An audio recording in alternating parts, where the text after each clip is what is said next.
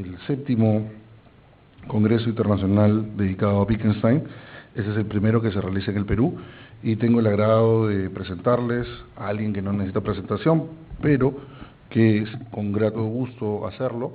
Les presento al doctor Tomás Silva Sols, que es investigador del UNAM y uno de los más importantes estudiosos de la obra de Wittgenstein en español. Lo dejo con el doctor Tomás Silva Sols. Muchas gracias. Buenos días. Dos cosas. Primero, rápidamente, lo que se muestra, no voy a hablar acerca de eso, pero en fin, la vejez obliga a leer de esta manera. Y dos,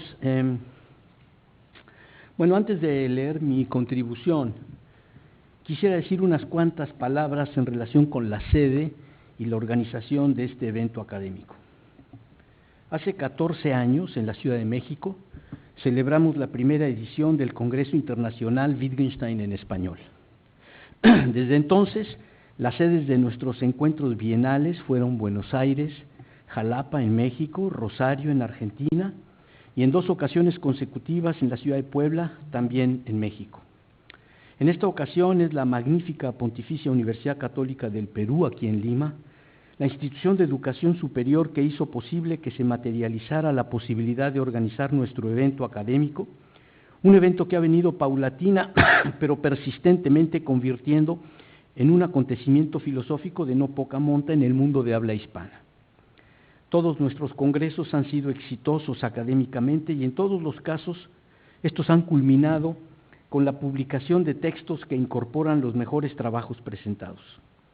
Esta importante universidad peruana tiene no solo un campus espléndido y funcional, instalaciones de primer nivel, sino también, restringiéndome a mi área, esto es la filosofía, un bien conocido departamento muy activo y que alberga importantes filósofos, algunos de ellos grandes colegas y buenos amigos.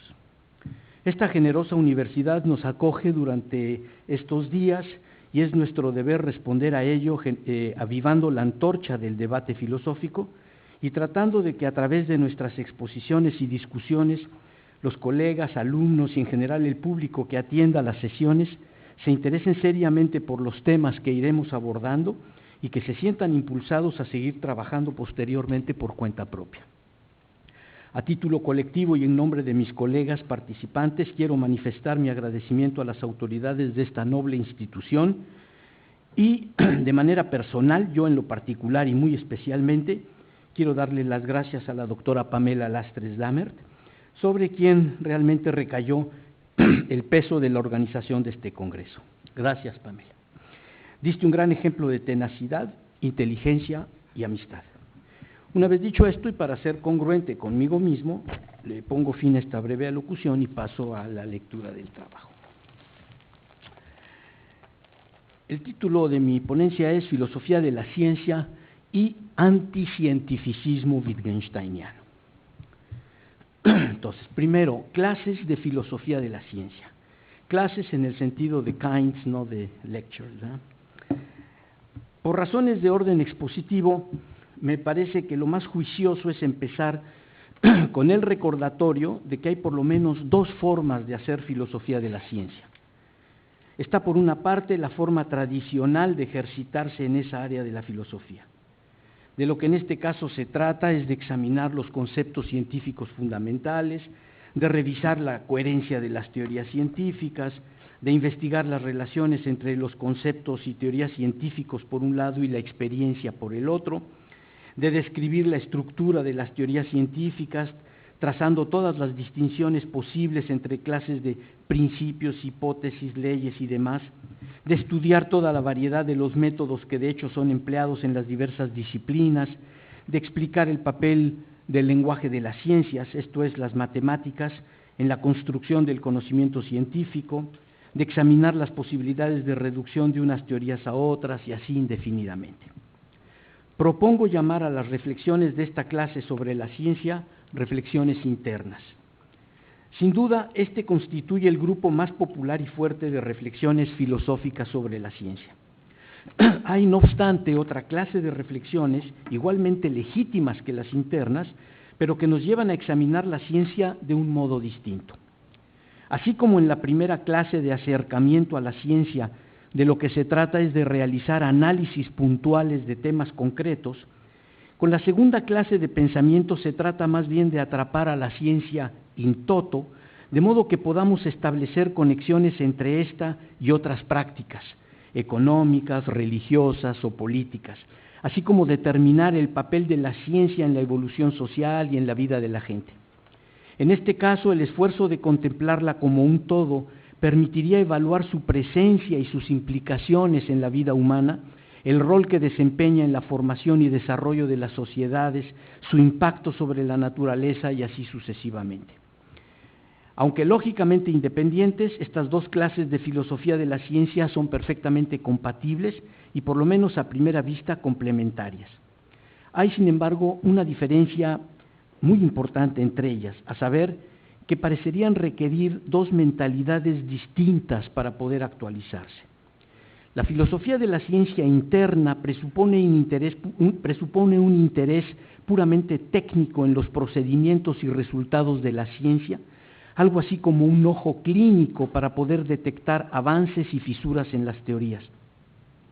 En cambio, en la filosofía de la ciencia que denominé externa, se requiere más bien una mente más universal u omniabarcadora, cierta capacidad para elevarse por encima de la ciencia misma y para debatir en relación con ella cuestiones de moralidad, de derecho, de política y hasta de religión.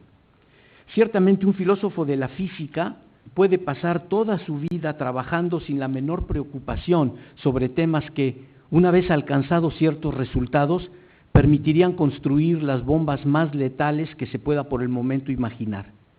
De ahí que por lo menos en principio se puede hacer estupenda filosofía de la ciencia interna y no obstante ser ciego para la filosofía de la ciencia externa. Creo pues que podemos aceptar tentativamente al menos que en efecto hay dos formas diferentes, independientes aunque quizá complementarias, de acercarse a la ciencia y dos mentalidades distintas para trabajar en torno a ella. Me parece que vale la pena señalar desde ahora que Ludwig Wittgenstein hizo importantes contribuciones en ambas variantes de filosofía de la ciencia. Aunque no era stricto sensu ni un matemático ni un físico, aunque sí un lógico, de todos modos tenía una muy buena formación ingenieril, lo cual le permitió adquirir conocimientos de primera mano y no desdeñables en las dos disciplinas mencionadas. Lo que él tiene que decir sobre las teorías científicas y sobre los principios de las ciencias es sumamente interesante y algo diremos al respecto, si bien quiero advertir desde ahora que en este trabajo me concentraré sobre todo en las reflexiones externas de Wittgenstein sobre la ciencia. Lo que me propongo hacer es tratar de extraer algo que él no dice explícitamente, pero que me parece que está implícito en su pensamiento y que en todo caso ameritaría en sí mismo ser examinado y discutido. Antes de abordar mi tema principal, sin embargo, me permitiré traer a la memoria algunas ideas originales e interesantes de la primera clase de reflexiones sobre la ciencia que mencioné y que Wittgenstein incorporó en su famoso Tractatus Lógico-Filosóficos. Perdón, pero esto de no estoy tan acostumbrado, entonces a veces no veo bien. Bueno, la filosofía de la ciencia en el Tractatus.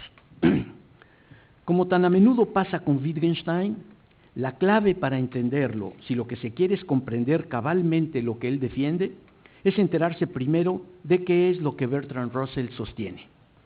Veamos entonces, y sin entrar mayormente en detalles, en qué consistía la propuesta russelliana tal y como quedó delineada en los principios de las matemáticas. Quizás sea útil recordar que Russell tenía, como pocos, un sueño filosófico fantástico, un sueño que poco a poco se fue transformando más bien en una pesadilla. Su objetivo era demostrar que el conocimiento humano, el todo del conocimiento científico, podía organizarse de manera piramidal, partiendo de la lógica, reconstruyendo las matemáticas a partir de ella, más claro está la teoría de conjuntos, o como él lo llama en su libro, el cálculo de clases, transitar suavemente hacia las partes más abstractas de la física y de ahí al resto de las ciencias empíricas. La conexión entre las ciencias formales y la física se haría a través de lo que Russell denominó la dinámica racional, esto es, la cinética. Su idea era la siguiente: La cinética se ocupa de partículas, no de cuerpos, pero ¿qué se necesita para definir partículas? Nada empírico, sino solo las nociones de partícula material, de espacio, series de puntos, de tiempo, series de instantes y correlaciones entre dichas series, las cuales vienen dadas a través de ecuaciones diferenciales. Se puede entonces formalmente definir las propiedades de la materia sin involucrar nociones empíricas. Así, por ejemplo, una partícula material es aquello que ocupa un punto espacial en un instante determinado. De esta manera se distingue a la materia de cualquier otra cosa que esté en el espacio, como los colores, y así se van paso a paso recuperando sus propiedades como la de impenetrabilidad, el cambio, etc. Russell pensaba que las propiedades fundamentales de la materia no necesariamente involucran leyes empíricas como las de Newton. En todo caso, él estaba convencido de que puede caracterizar la materia, que es el objeto de estudio de la física, en términos puramente lógicos, y continuar así con su proyecto. Todo esto suena muy bien, pero ¿qué concepción de las teorías físicas se deriva de la propuesta russelliana? Al menos ciertas teorías empíricas se pueden axiomatizar, se pueden ofrecer definiciones puramente formales de sus términos primitivos y completarlas después con datos extraídos de la experiencia, es decir, se les puede tratar como si fueran un cálculo solo que empírico. Y se supone que se podría después avanzar hacia teorías menos abstractas y generales, y entonces se estaría en posición de ofrecer explicaciones causales de cualquier fenómeno que tenga que ver con objetos físicos. En contra de esta visión de la ciencia como una prolongación de la lógica y de las matemáticas es que Wittgenstein se subleva. Aquí lo interesante es que podemos señalar de entrada en qué radica el conflicto entre ambos pensadores. Cuando Russell escribe los principios de las matemáticas, no tiene una filosofía de la lógica. Él simplemente asume que las fórmulas de la lógica son proposiciones en el sentido tradicional y son por lo tanto verdaderas o falsas en exactamente el mismo sentido en el que lo son las proposiciones de la física o de la historia. Para Russell, las proposiciones de la lógica describen hechos abstractos, hechos lógicos, y las teorías científicas son descripciones del mundo de la experiencia sensorial. Wittgenstein, en cambio, llega en el Tractatus con una doctrina totalmente novedosa de la verdad lógica. Para él, las verdades de la lógica, del todo de la lógica, son tautologías. La noción de tautologicidad no depende del método de demostración, por lo que el que no haya procedimientos mecánicos para exhibir la verdad de las verdades del cálculo de predicados no anula el carácter tautológico de proposiciones como para toda x f de x, entonces f de a, o si f de a, entonces hay un x tal que f de x. Son tautologías desde este punto de vista. El rasgo fundamental de las tautologías es que no dicen nada, son vacuas, no transmiten ningún conocimiento. Pero si ello es así, entonces no hay transición posible de la lógica a las teorías científicas, por abstractas que sean. Las proposiciones científicas tienen sentido, en tanto que las tautologías no. Si el Tractatus está en lo correcto, el sueño de Russell simplemente se acaba. La posibilidad de reconstruir el conocimiento humano tal como él lo había concebido simplemente se derrumba. Y esto a su vez significaría que Russell habría interpretado mal la dinámica racional. Russell erróneamente pensaba que todo en ciencia es un asunto o de lógica o de experiencia. Wittgenstein va a argumentar que las teorías científicas incorporan importantes elementos convencionales. Teorías también acabadas como la mecánica, que en manos de Hertz queda como una teoría perfectamente axiomatizada, no están extraídas de la experiencia, sino que son más bien construcciones conceptuales o, para emplear la metáfora del propio Wittgenstein, como redes que se imponen sobre los hechos y que permiten proporcionar explicaciones más o menos precisas, dependiendo justamente de la fineza de la red, esto es, del simbolismo que se use. Pero el punto crucial es que las redes científicas no dicen ellas mismas nada sobre la realidad. Lo que sí hacen es mostrar cómo es que la realidad se deja manipular mejor, esto es, con qué teorías más que con qué otras, Naturalmente, a pesar de que las teorías científicas son abstractas, que resultan en gran medida de convenciones, etc., de todos modos son teorías empíricas, esto es, de uno u otro modo versan sobre los objetos del mundo. Wittgenstein tiene mucho que decir sobre la lógica de la ciencia, sobre sus principios, presuposiciones, mecanismos, como lo son las explicaciones causales, la inducción, etc. Su trabajo ciertamente inspiró a muchos filósofos de la ciencia importantes que escribieron medio siglo después, filósofos como Kuhn, Feyerabend, Hanson y Toulmin, por no citar sino algunos de los más destacados. Sin embargo, no haré una exposición detallada de su filosofía interna de la ciencia, una filosofía más que vigente, porque quisiera concentrarme más bien en la otra forma de hacer filosofía de la ciencia que mencioné, a saber, la filosofía externa de la ciencia, porque también de esa otra forma de reflexionar sobre la ciencia, Wittgenstein tiene mucho que decir. Particularmente importante es, como intentaré hacer ver, su anticientificismo, al cual dedicaré lo que resta del trabajo. Entonces vamos a empezar por aclarar lo que es el cientificismo. El cientificismo. Sin duda alguna, el tema del anticientificismo es interesante en sí mismo, pero a nosotros nos interesa concretamente el anticientificismo de Wittgenstein. Siendo él un ingeniero y viniendo del área de la lógica, su posición podría a primera vista parecer totalmente incongruente. Podría pensarse que el anticientificismo es prima facie una posición típica de oscurantistas, de gente con intereses religiosos tradicionales, de gente de mentalidad reaccionaria o cosas por el estilo, y Wittgenstein ciertamente no era nada de eso.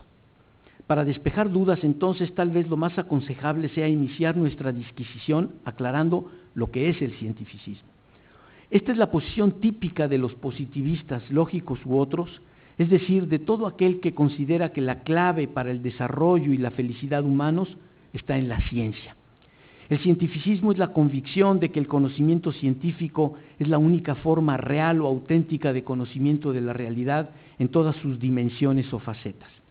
El conocimiento humano encarna en el conocimiento científico, y esto no es una conexión meramente histórica, sino conceptual. Para el cientificista, los únicos métodos cognitivamente confiables son los empleados por los científicos. La ciencia, se nos explica, forma un todo unificado, un único cuerpo proposicional con la física en su base. Cualquier disciplina que aspire a ser tomada en serio tiene que ajustarse a los cánones establecidos por las ciencias duras y en particular por la mejor establecida de todas, a saber, la física. Dado que es obvio que no todas las ciencias pueden adoptar y adaptar el modus operandi de la física, ésta se convierte entonces en un ideal a imitar. De hecho, en ninguna ciencia particular se pueden tener teorías tan precisas, axiomatizadas, etcétera, como hay en física, teorías sobre la materia o sobre la luz o sobre el sonido, por ejemplo, pero la idea es que algo en esa dirección se tiene siempre que lograr. En lo que concierne a la estructura de las teorías, a los mecanismos de confirmación o refutación, a la aplicación de determinados métodos como la inducción, a la estructuración de las explicaciones en concordancia con el modelo nomológico deductivo, etcétera, en todo eso, los científicos de la rama que sea tienen que tratar de copiar el modus operandi de la física.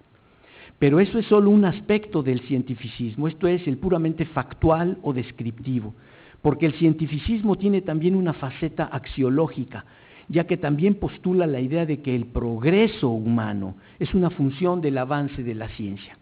El progreso social está afincado en la ciencia, depende de ella. El cientificismo, por consiguiente, es a final de cuentas una concepción altamente optimista del mundo y de la vida, y en la que se deposita toda la confianza en la ciencia y el progreso, que solo gracias a ella se puede alcanzar. Así considerado el cientificismo, es evidente que Wittgenstein no habría podido darle el visto bueno. De hecho, así entendido, él no podría ser otra cosa que un gran crítico del cientificismo y uno radical. De hecho, a mi modo de ver, Wittgenstein demuestra la falsedad de las posiciones cientificistas y exhibe su inaceptabilidad en lo que a su faceta normativa concierne. De particular interés es su repudio de la idolatría por la ciencia, una actitud destructora de otras prácticas y posibilidades de existencia. Lo que no es nada fácil es sacar a la luz, explicar en qué consiste el carácter tétrico de la ciencia, porque éste se oculta tras otras formas de vida. Intentemos de todos modos articular los puntos de vista a los que en forma asistemática Wittgenstein dio expresión para lograr precisamente eso que es tan difícil de mostrar.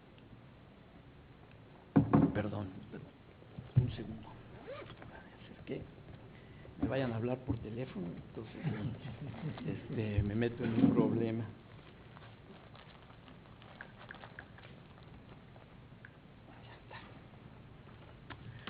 Bueno, comentarios sobre Wittgenstein y el positivismo lógico.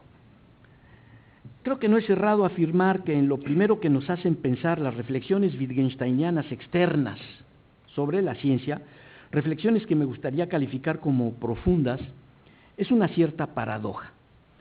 Propongo que la identifiquemos como la paradoja de la incomprensión o alternativamente como la paradoja de los positivistas lógicos. La situación es simple y es la siguiente. Constantemente se afirma que Wittgenstein inspiró dos movimientos filosóficos, el positivismo lógico con el Tractatus y la filosofía del lenguaje común, Ordinary Language Philosophy, con las investigaciones filosóficas. Concentrándonos en lo primero, lo menos que se puede afirmar es que la tesis es un tanto absurda y que de inmediato plantea un problema, porque, de acuerdo con la versión oficial, a lo que Wittgenstein habría contribuido a engendrar habría sido a sus archirrivales.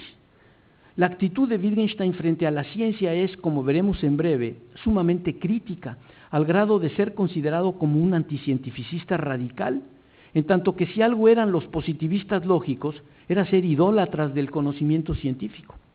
Si hay una forma apropiada de describirlos, es que eran por excelencia los exaltadores de la ciencia.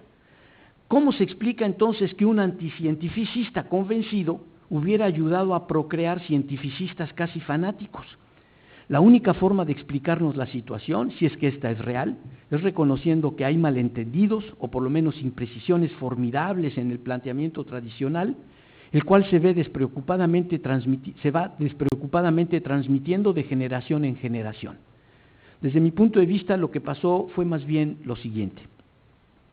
Por una parte, ya constituidos como un grupo coherente de filósofos y científicos totalmente independiente de Wittgenstein, los positivistas lógicos asumieron a ojos cerrados lo que en el Tractatus se afirma sobre el lenguaje, la realidad, la lógica, la probabilidad y las teorías científicas, bueno, las teorías científicas entre comillas, y así como tranquilamente desdeñaron y se desentendieron de todo lo que Wittgenstein afirma sobre temas como los límites de la significatividad, la ética, la estética, la religión, lo que no puede ser puesto en palabras, el sentido de la vida, lo que el solipsista tiene que decir, etcétera.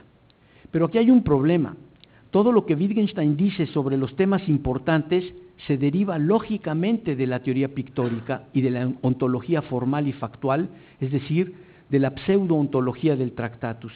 De manera que o los positivistas eran abiertamente incoherentes por no aceptar lo implicado por proposiciones que hacían suyas, o bien simplemente no entendieron ni apreciaron el mensaje del libro.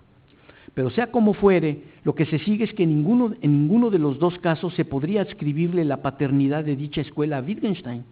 Es simplemente falso que éste haya inspirado el positivismo lógico. Más bien, para cuando entraron en contacto con ideas de Wittgenstein, los miembros del Círculo de Viena ya tenían puntos de vista bien definidos, extraídos sobre todo de Mach y de Russell, y tomaron lo que quisieron del Tractatus para sus propios fines. Yo me atrevería a sostener inclusive que con quien ellos de manera natural concordaban era más que con el Tractatus, con Russell mismo.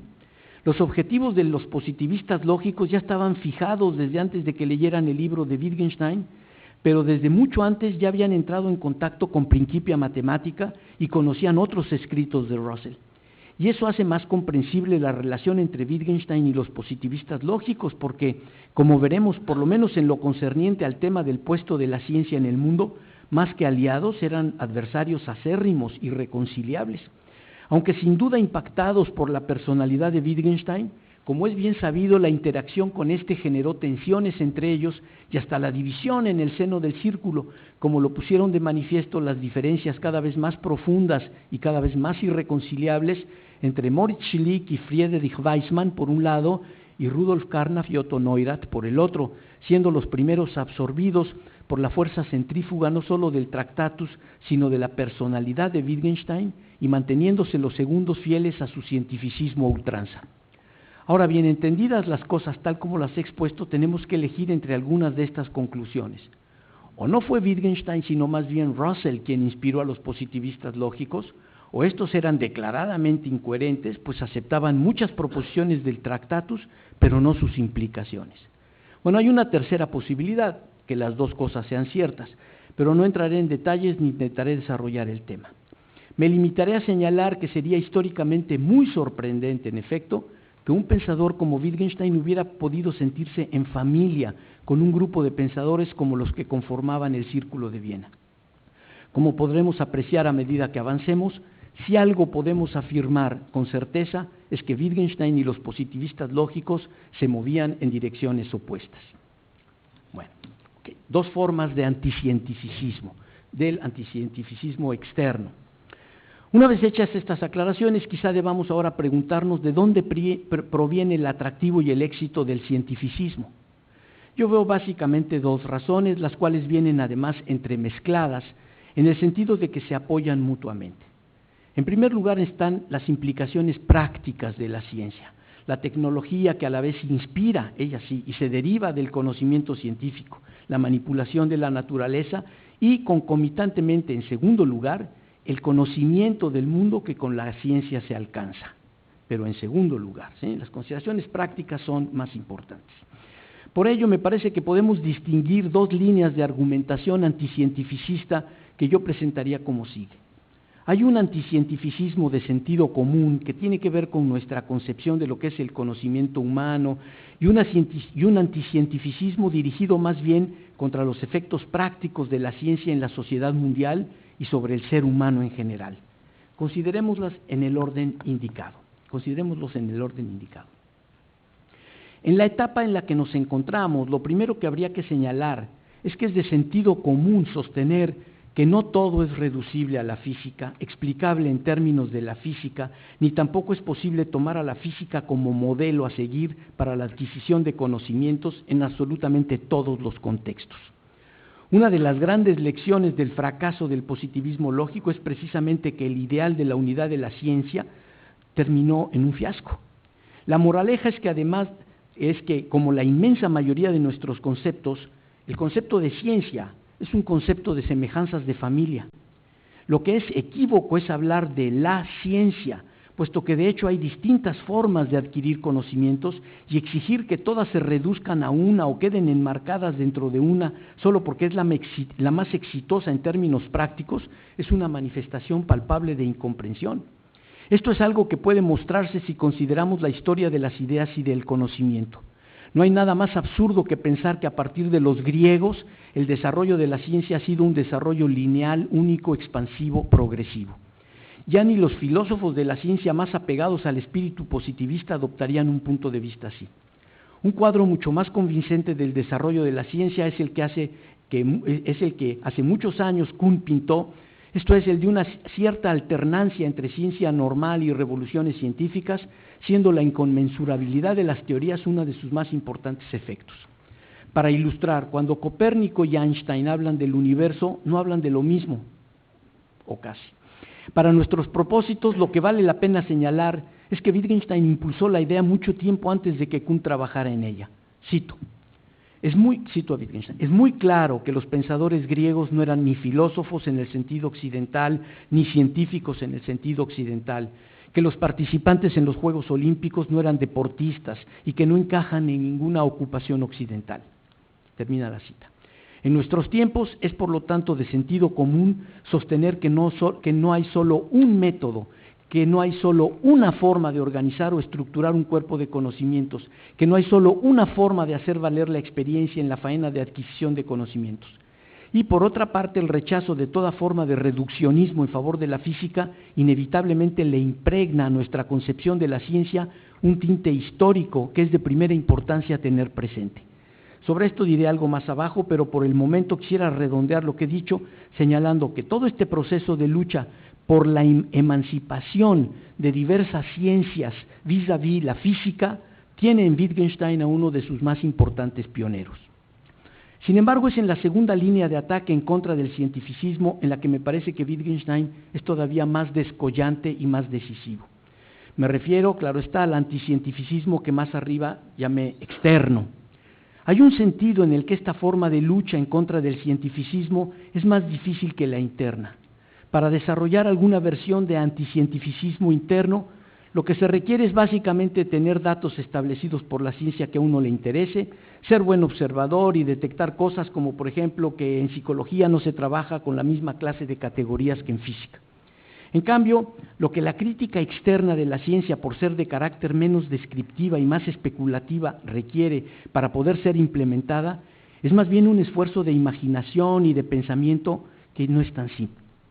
Es preciso, por así decirlo, salirse del mundo en el que se está inmerso, contemplarlo desde fuera y entonces desarrollar la crítica que se tiene en mente. Eso no es tan fácil como meramente corroborar que los conceptos de la física no funcionan como los de la psicología, los de la biología o los de la historia. Veamos entonces qué punto de vista podemos adscribirle a Wittgenstein sobre la base de sus propios pensamientos. El anticientificismo interno de Wittgenstein. La primera reacción explícita de anticientificismo interno por parte de Wittgenstein se manifestó muy pronto a su regreso a Cambridge y se materializó en una serie de críticas al trabajo erudito de Sir James Frazer, La rama dorada de Golden Bough. En las observaciones críticas rescatadas por sus alumnos durante sesiones de lectura de la, por otra parte, gran obra de Frazer, este queda expuesto como lo que es decir, como un antropólogo positivista, como un científico, por así llamarlo, orgánico, de mentalidad declaradamente imperialista, convencido de la esencial superioridad de su grupo étnico por ser el que está en posesión del conocimiento estándar, del cuerpo de conocimiento disponible. Pero es justamente por su posición de superioridad factual frente a otros pueblos que Frazer se vuelve incapaz de comprender su propia situación y su propia labor como antropólogo.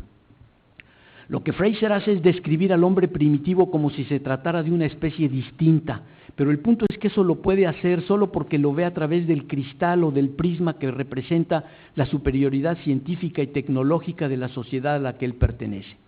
Es por las obvias diferencias entre el inglés de su época y el hombre de las cavernas en cuanto a sus respectivas capacidades de manipulación de la naturaleza que él puede ver a los hombres de otras edades como seres no solo primitivos, sino inferiores.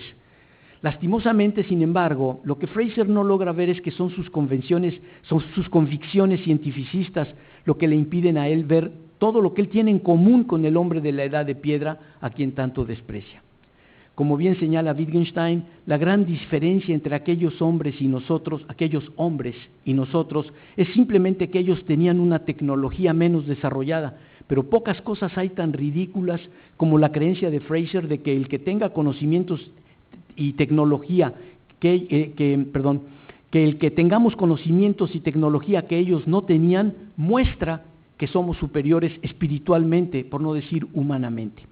Por curioso o contradictorio que suene, podríamos calificar la posición de Frazer de racismo científico, porque es en la enorme diferencia entre nuestra ciencia y los conocimientos rudimentarios de hombres de otras épocas que él funda su concepción de los seres humanos.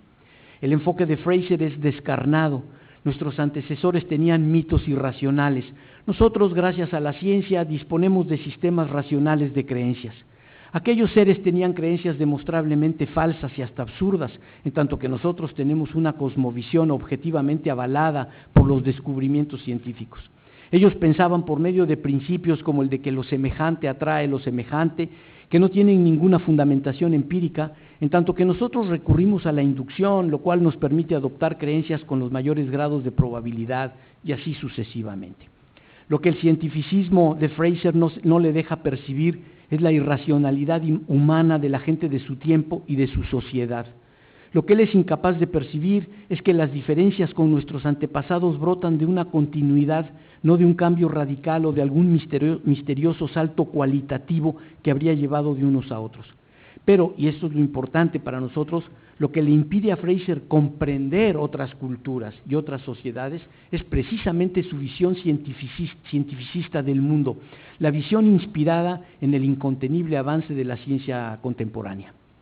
Ahora bien, a nosotros no son las lecciones y moralejas concernientes a Frazer lo que más importa, ya se ha escrito mucho al respecto, sino más en general las concernientes a la antropología y desde luego a la historia.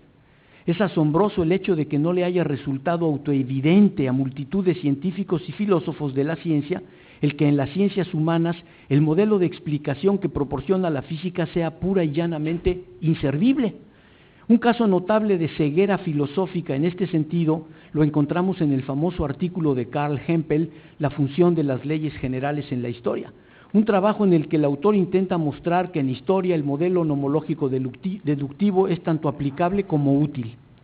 Dado que la explicación y la predicción no son como las dos caras de una misma moneda, Hempel le adscribe a la historia funciones que ésta simplemente no tiene, como la de predecir sucesos. Nunca ha sido, no es y nunca será función de la historia hacer profecías, ni siquiera en sus lineamientos más generales. La historia se ocupa esencialmente del pasado, básicamente humano, aunque por extensión podemos hablar de cosas como de la historia del universo, y más concretamente de eventos o situaciones concretos, singulares, únicos e irrepetibles. El objetivo del historiador es comprenderlos y hacérselos comprender a sus lectores. Las generalizaciones, salvo si se trata de generalizaciones triviales de otras ciencias, de la biología, de la sociología, de la psicología, etcétera, sencillamente no tienen cabida en un ámbito en el que lo que se desea explicar y comprender es un evento particular.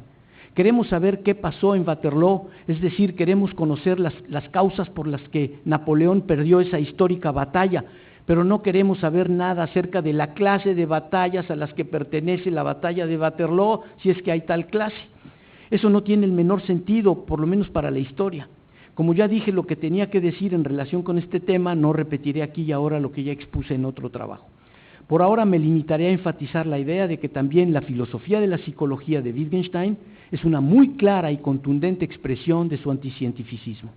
Wittgenstein, como nos lo recuerda al final de las investigaciones, sabía muy bien que en psicología hay métodos empíricos y confusión conceptual, y a lo que da lugar la confusión conceptual en psicología es precisamente al cientificismo, el cual reviste múltiples variantes: materialismo, lo que yo he llamado cerebrismo, conductismo, etc.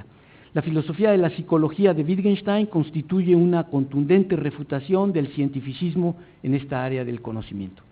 En síntesis, es absurdo decir que porque en las ciencias del hombre no se trabaja como en física, entonces dichas ciencias son ciencias a medias o no del todo desarrolladas o simplemente imperfectas como el conocimiento que proporcionan. Lo que los panfisicalistas no aciertan a comprender es que el verbo conocer en las ciencias humanas significa algo diferente de lo que significa en las ciencias duras. En ellas el conocimiento se materializa de otra forma. Si a lo que hemos dicho le añadimos toda la labor antiobjetivista, antifisicalista, etcétera, de Wittgenstein en relación con la psicología, yo creo que hay un caso muy fuerte en favor del anticientificismo en su versión interna. O sea, el cientificismo inevitablemente desemboca en una visión radicalmente equivocada del conocimiento y del ser humano. Podemos entonces ahora sí pasar a examinar, aunque sea superficialmente, el anticientificismo externo, tanto explícito como implícito, que encontramos en los escritos de Wittgenstein. Bueno, me voy a apresurar. Bueno, en lo que concierne al anticientificismo externo wittgensteiniano, creo que se debería distinguir entre los pensamientos explícitamente enunciados por él y que son, como siempre, claros y contundentes, y sus pensamientos implícitos, siendo estos últimos, a mi modo de ver, con mucho los más interesantes. Parecería una vez más que lo que no se dijo es lo realmente importante. Así pues, por una parte es claro que Wittgenstein se percataba sin mayores dificultades de los peligros reales y potenciales que la ciencia acarrea. Simplemente la Segunda Guerra Mundial proporcionaba un sinfín de razones para dudar de la pureza del conocimiento científico. Durante esa conflagración se hizo gala de los avances de la ciencia de múltiples formas, todas ellas relacionadas con la industria armamentista. Es obvio, por otra parte, que de aquellos tiempos a nuestros días, los peligros que la ciencia representa han crecido exponencialmente. Dado que los daños ocasionados por la ciencia están ante nuestros ojos, no ahondaré en esta faceta del anticientificismo que muy probablemente Wittgenstein habría hecho suya y que a final de cuentas resulta ser una posición ampliamente compartida. Esto es lo que catalogaríamos como la crítica externa explícita. Sin embargo, desde mi perspectiva, resulta mucho más atractiva la crítica externa implícita del pensamiento de Wittgenstein. Esta es la que habría que rastrear, elaborar, justificar y desarrollar. Para empezar, recordemos que si hay algo que Wittgenstein repudia, ese algo es lo que podríamos llamar el espíritu científico, o el espíritu de la ciencia. Pero ¿por qué rechazaría Wittgenstein dicho espíritu si él mismo no era ni un ignorante ni un oscurantista? Este es, me parece, el quid del asunto. Yo creo que Wittgenstein era un anticientificista porque el cientificismo es la apología del conocimiento científico, y a mí me parece que para Wittgenstein era claro que no puede existir, el conocimiento científico no puede existir sin sus aplicaciones.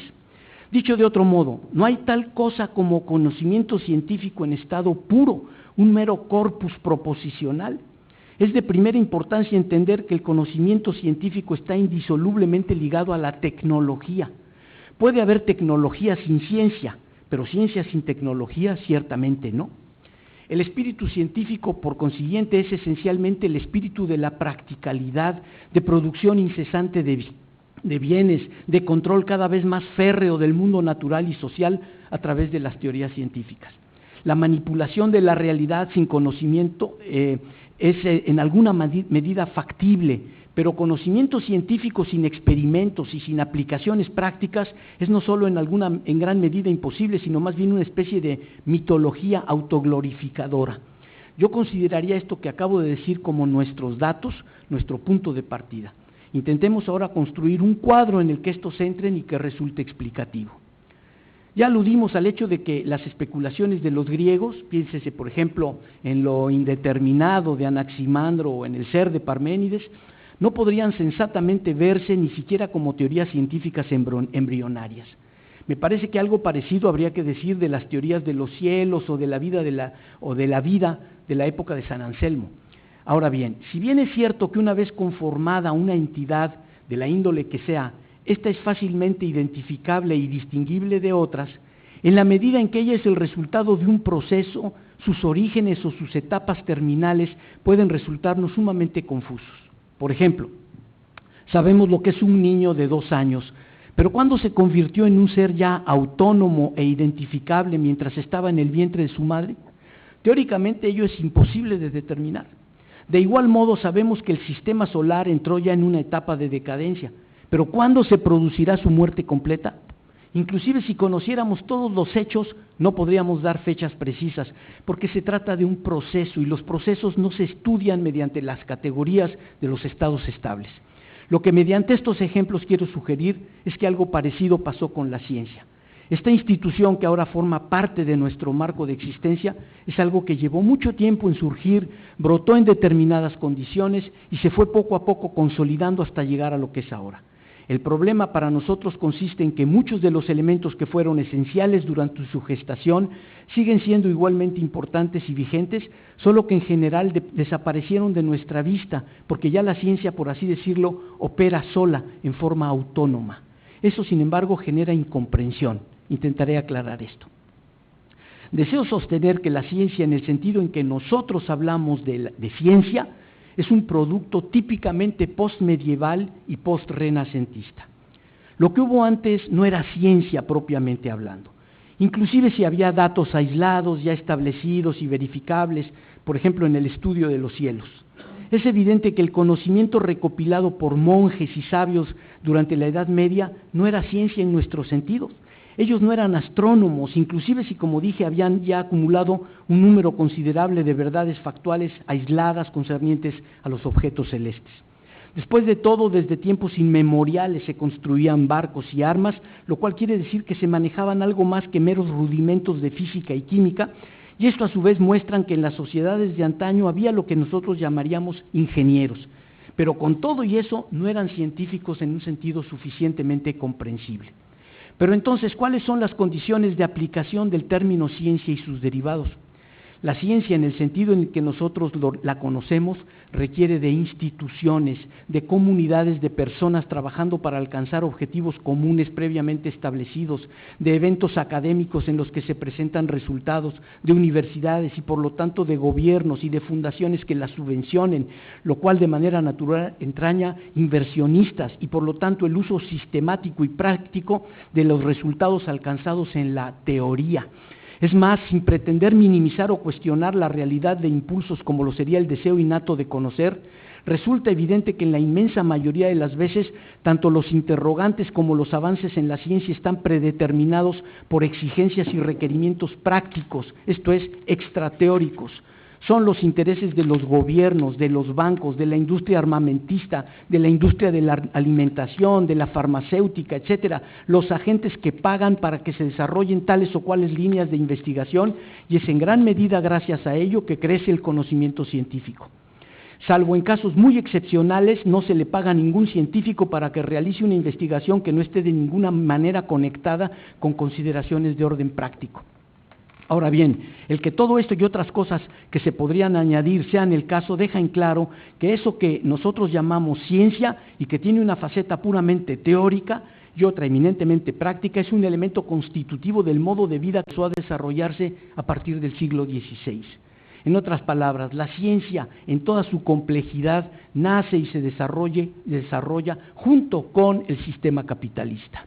Es una vez que las matemáticas alcanzan un cierto nivel de desarrollo, que se pueden hacer experimentos, pero también que se pueden hacer inversiones, mantener científicos a sueldo y aprovechar de manera sistemática y extracognoscitiva los descubrimientos puramente teóricos, que podemos con toda propiedad hablar de ciencia. Es más, a mí me parece que es tan estrecha la relación entre la ciencia y el sistema económico que podemos plausiblemente defender la ecuación ciencia sí y solo sí capitalismo. O sea, ni el capitalismo habría podido desarrollarse sin la ciencia, ni la ciencia habría podido convertirse en la institución que es sin el capitalismo. Esta fusión debidamente entendida y manejada ayuda en verdad a entender múltiples fenómenos sociales, históricos y contemporáneos. Si lo que he insinuado es acertado, podemos entonces entender por qué la ciencia en el capitalismo es efectivamente un peligro. Mi sugerencia es que lo que podríamos llamar la crítica externa implícita de Wittgenstein está vinculado con su crítica de un determinado modo o sistema de vida. Pienso que von Wright o von Wright, como quieran, como muy pocos, supo captar este aspecto del pensamiento de Wittgenstein. Dice, lo cito: en la perspectiva de una filosofía posterior, podría decirse que su rebelión en contra del lenguaje fue un Abstandnahme, el señalamiento de una distancia respecto de la compleja red de formas de vida que constituyen la civilización occidental contemporánea. Esto que académicamente von Wright llama civilización occidental contemporánea no es sino el sistema capitalista globalizado y corporativista que, con variaciones de diversa índole, impera en nuestros días. Y es en conexión con esto último que Wittgenstein dice algo que es la clave para todo lo que he venido afirmando. Dice: la visión apocalíptica del mundo es en realidad que las cosas no se repiten. No es absurdo, por ejemplo, creer que la edad de la ciencia y la tecnología es el principio del fin para la humanidad, que la idea de un gran progreso es un gran engaño, así como la de que se conocerá por fin la verdad, que no hay nada bueno o deseable acerca del conocimiento científico y que al buscarlo la humanidad está cayendo en una trampa. No es en lo más mínimo obvio que ello no sea así. Más claro, ni el agua. Ciencia y valores, y termino. A decir verdad, la ciencia es bastante engañosa. El problema es que por una parte a través de ella se proyecta la idea de racionalidad, de objetividad, de verdad, pero por la otra lo cierto es que su naturaleza es un poco más compleja que eso. Hay una faceta de la ciencia que solo aparece cuando logramos dejar de fijarnos en sus verdades y en sus teorías y que, como argumenté más arriba, es sencillamente esencial a ella. Me refiero a su utilización, a sus aplicaciones prácticas. La ciencia en principio es teoría sobre la materia, sobre las especies naturales, sobre los procesos químicos y orgánicos, sobre el ser humano, etc. Y es evidente que si cuando hablamos de la ciencia lo único que nos viene a la cabeza son las teorías científicas, entonces es comprensible que la ciencia efectivamente encarne el paradigma de la verdad y la objetividad. Entendida de manera tan estrecha, sin duda alguna la ciencia es, como diría Russell, éticamente neutra. Hay sin embargo un problema con ese diagnóstico. Es obviamente incompleto, pues sencillamente deja de lado, por así decirlo, la otra mitad de la ciencia, esto es, su igualmente esencial faceta práctica. Todos estamos de acuerdo en que el conocimiento científico es axiológicamente neutral, solo que nunca aparece solo. El conocimiento científico viene siempre acompañado de su aplicación, de su utilización. Podemos inferir entonces que el conocimiento científico está siempre al servicio de algo. Si ello es así, entonces es legítimo preguntar en la actualidad, ¿al servicio de qué está el conocimiento científico? Para una pregunta tan amplia y general solo puede haber respuestas igualmente generales y vagas, pero a mí me parece que podemos afirmar con relativa confianza que la ciencia en la actualidad funciona primordialmente para el fortalecimiento y desarrollo del sistema de vida imperante, esto es, del sistema capitalista en su variante postindustrial, corporativista y globalista. No creo que sea muy difícil demostrar esto. Pongámoslo de manera simplista, como sigue. Las matemáticas se desarrollan para la banca, la física para la industria armamentista, la biología para la industria de la alimentación, y así sucesivamente. Pero si esto es cierto, entonces queda claro que toda potencial crítica de la ciencia no es una crítica de las teorías científicas en sí mismas, sino de la otra faceta de la ciencia, esto es, de la inevitable utilización del conocimiento científico para el fortalecimiento y expansión del sistema. Es la orientación que recibe y la utilización que presta por los objetivos que ayuda a alcanzar lo que hace a la ciencia de reputación dudosa.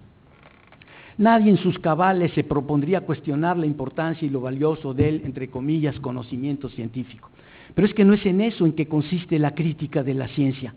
La ciencia es criticable precisamente porque, siendo sus teorías axiológicamente neutrales, ella se vuelve entonces fácilmente aprovechable por el sistema de vida que sea, solo que no es lo mismo poner el conocimiento humano al servicio de Dios que ponerlo al servicio de Mamón. Es porque en la actualidad la ciencia está ya abiertamente al servicio del mercado, se trate de medicina, de alimentos transgénicos, de cambio de sexo, de aprovechamiento bestial, tanto de todo lo que tiene vida como de lo que no la tiene, y de toda sustancia aprovechable, de turismo espacial, de la industria del entretenimiento, de lo que se quiera, que la ciencia se fue convirtiendo en un elemento cada vez más efectivo de un sistema fundado en la explotación y destrucción sistemática de la naturaleza.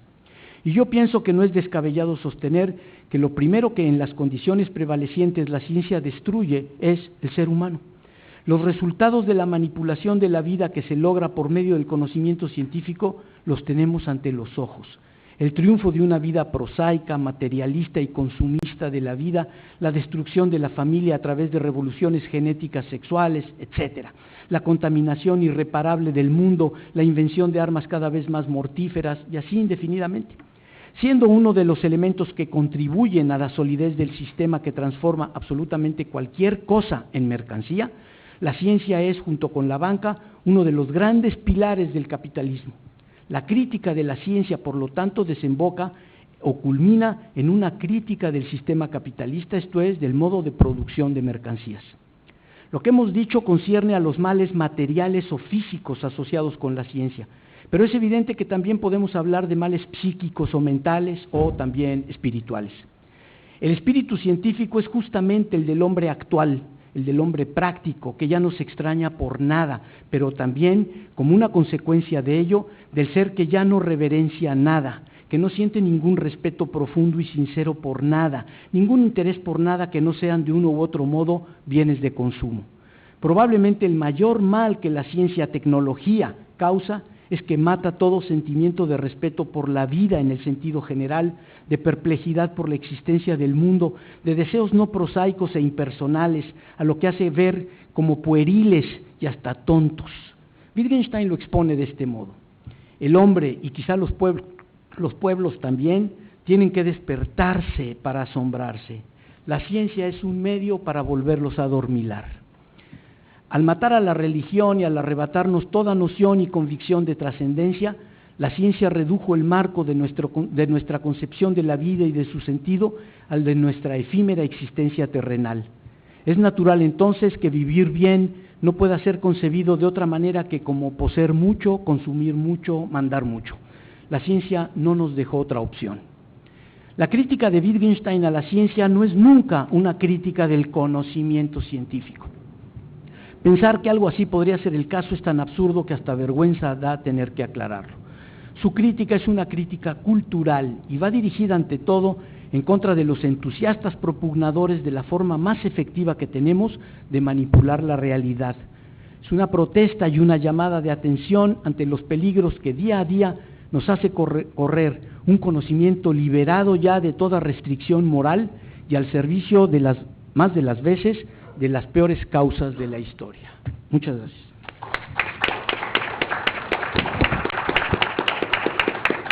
Bueno, luego de la interesante exposición del doctor Tomasini, pasamos a la parte de preguntas, que ya tenemos preguntas.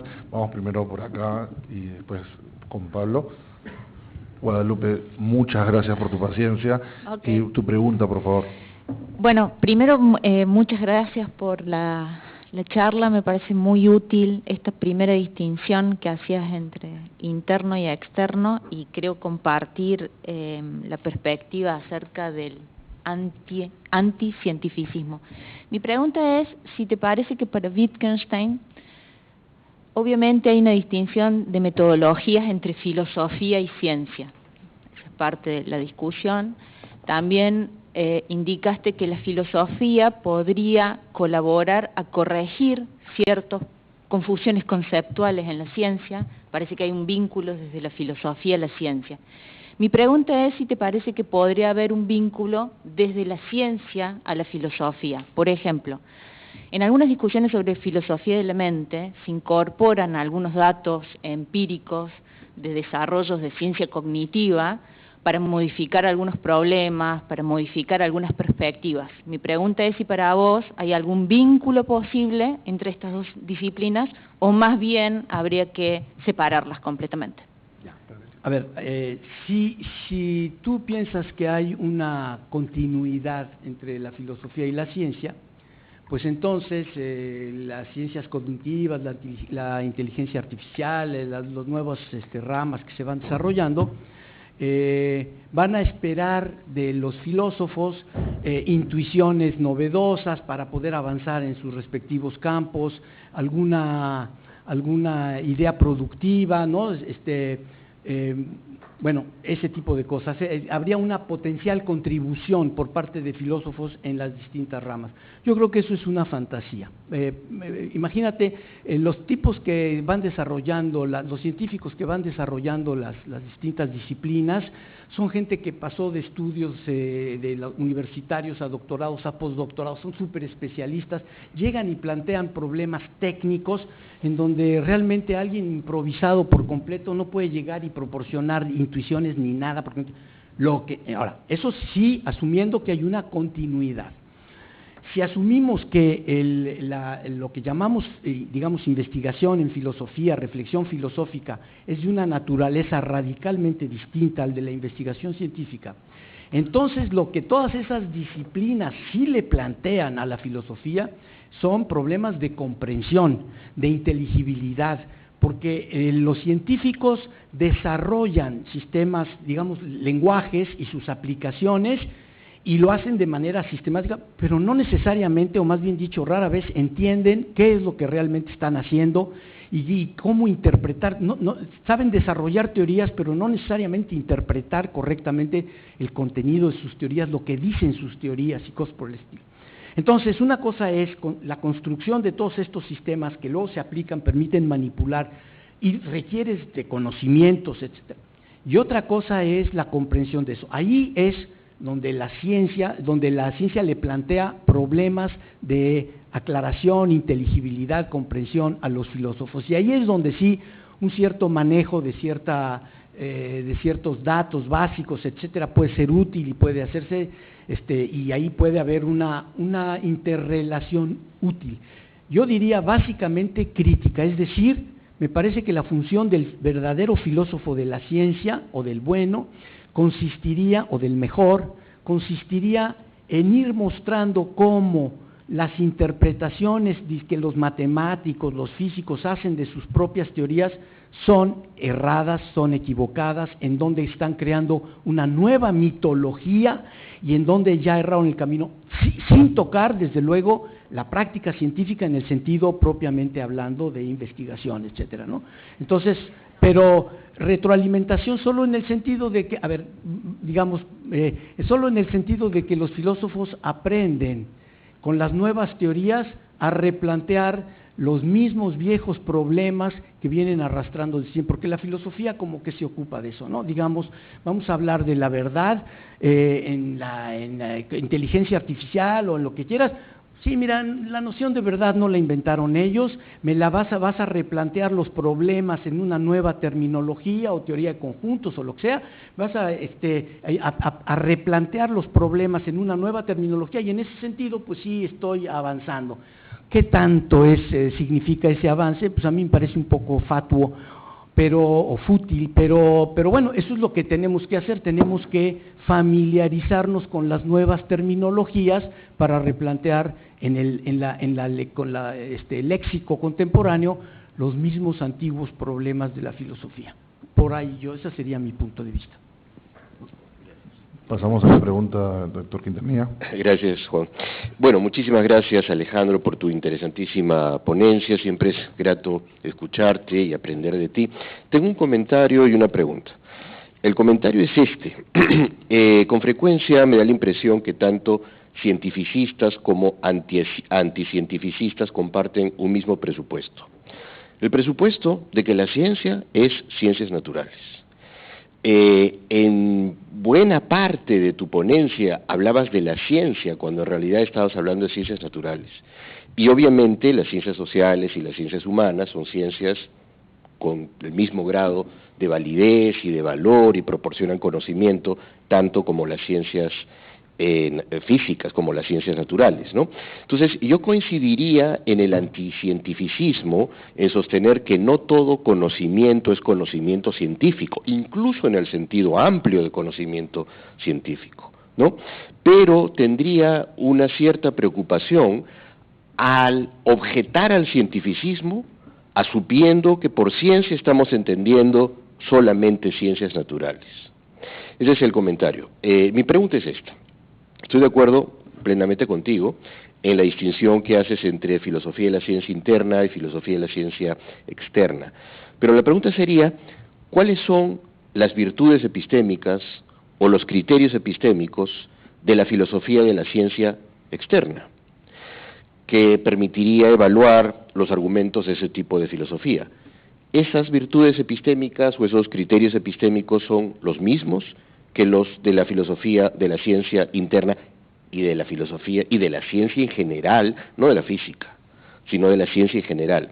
Entonces, en general, la pregunta sería, ¿tú dirías que los criterios o las virtudes epistémicas de la filosofía, por lo menos aquellas virtudes que tú consideras válidas, son las mismas que las de la ciencia en sentido amplio y no en el sentido restrictivo de la física?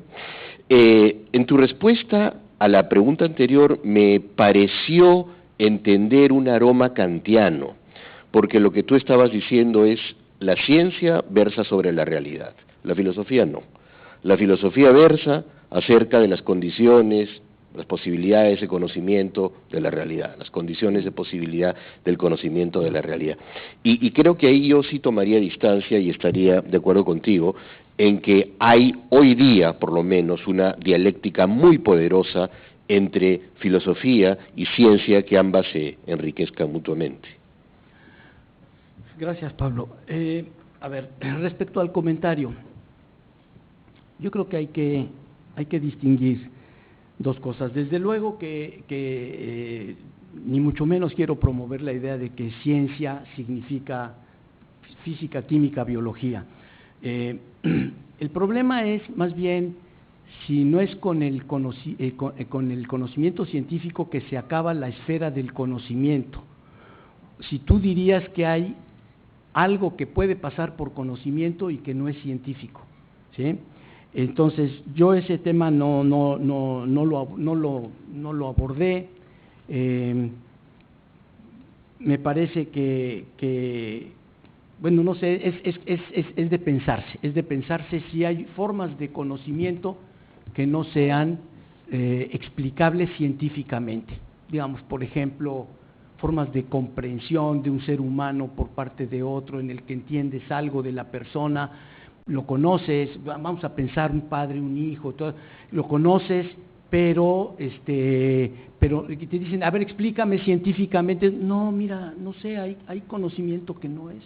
no es reducible. Entonces, ahí habría otra forma de limitar el alcance del conocimiento científico. Yo más bien estaba proponiendo la idea, esta que no desarrollé, de que el concepto de ciencia es un concepto de semejanzas de familia.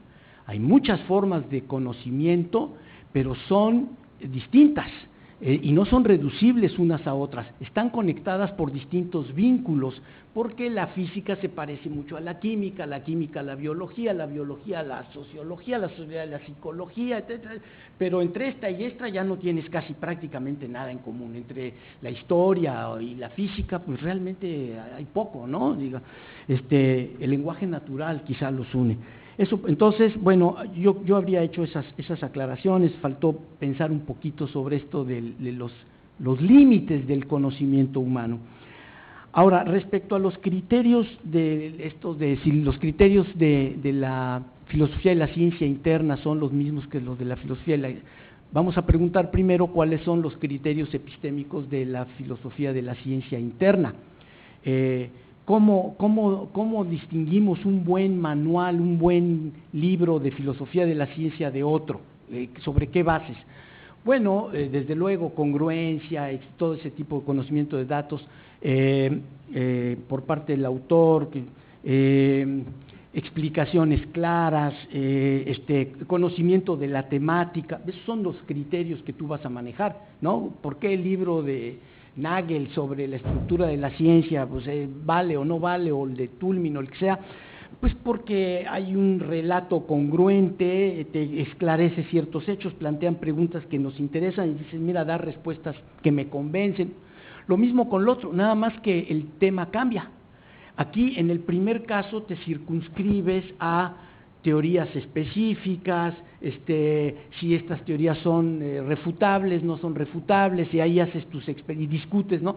En el otro caso, hablas en general un poco desde fuera y tomas en consideración otros factores, pero a final de cuentas tus criterios van a ser los mismos.